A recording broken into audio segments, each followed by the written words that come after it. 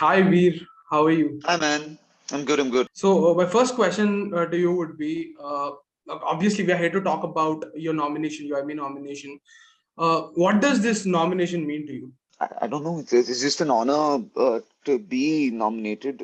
I think it's nice to feel seen as an artist, or to have your work recognized, especially when it's about Indian culture.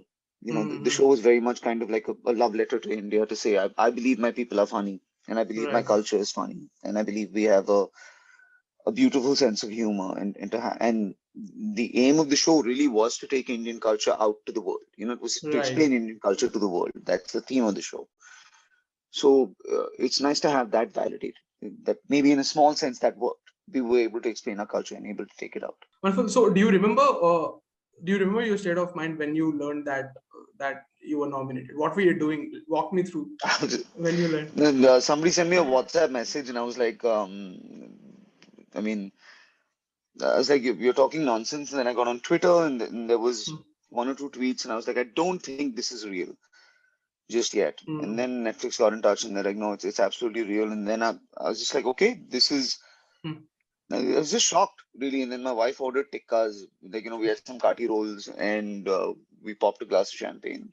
So, really, yeah, what's nice is I think I might be the first comic in that Right. category Yeah. and the first Indian in that category as well, Indian comic in that category. And so to be nominated with series like Call My Agent, etc., which Yeah. is such a wonderful project, that was more surprising to me than anything else. I didn't know stand-up comedy could make it into such a large category. Right. So now you are someone who have seen stand-up comedy as an art form evolve over the years, right? Like you have been a first-hand witness to it. You have been a catalyst to it as well. So what has changed over the years? Everything, there's more venues, there's more platforms, there's more tickets being sold, there's more money, there's more risks being taken. There's more Hmm. specials that are out there. There's more evolution within the art form as well.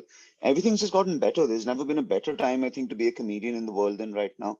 We've Hmm. never had more people listening to our voice. There's never been more depth expected of comedians. You're expected to talk about real things now. Earlier, comedy Hmm. used to be very merry, beefy. Yeah. Yeah. I went to the gym the other day, etc., etc. And now comedy you're expected to go to certain places and to say certain things and to tell a story from a unique perspective. So comedians are more storytellers now than they've ever been before. So I don't think Right. there's ever been a better time to be a comic.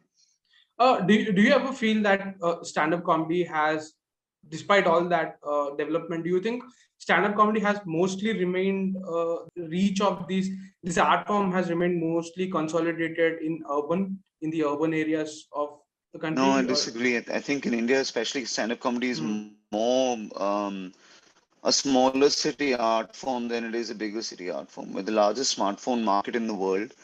We're hmm, the largest YouTube market in the world, and people watching stand-up comedy on both of them are not from big cities; they're from hmm, smaller cities. You know, Hindi stand-up comedy is far wider reaching than English stand-up comedy, hmm. at least within India. You know, so I definitely feel like the smaller towns in India are getting behind stand-up comedy. There are a few jokes that would have probably never gotten through CBFC. Do you feel that the censors? No, I think the show's a gigantic Re- celebration of the country. hmm, You know, um, I you no, I Okay. don't think. Um, I think the entire show in its entire like Netflix is we've done 4 projects together now, 5 projects Mm-hmm. together now. They've never asked me what a joke is in advance. They've never even asked for. They're just like, is it going to be funny? And I'm like, yeah, I hope so. And then we go ahead and do the show. So no, I don't think that would have been an Okay. issue. Now, like I see that you're thriving in the stand-up comedy space. Can we expect you to see more in fiction, films that like I know Yeah, that I did a series called yeah, Husmet yeah, yeah, with Netflix last last year, year, yeah. and then I just wrapped up another series that will hopefully come out sometime soon. Um, I did a Judd Apatow movie that should be out soon as well, and then I Mm, think I'll start another feature in January. So really, the store that I'm on right now is because I've been acting for an entire year mm, non-stop mm, during the pandemic. So now it's time to get back on the road and do mm. more Right. shows. Right. I'm looking forward to those. Thank you and all the best with us. Thank you. It was a pleasure. Thank you, man. Bye bye. Cheers.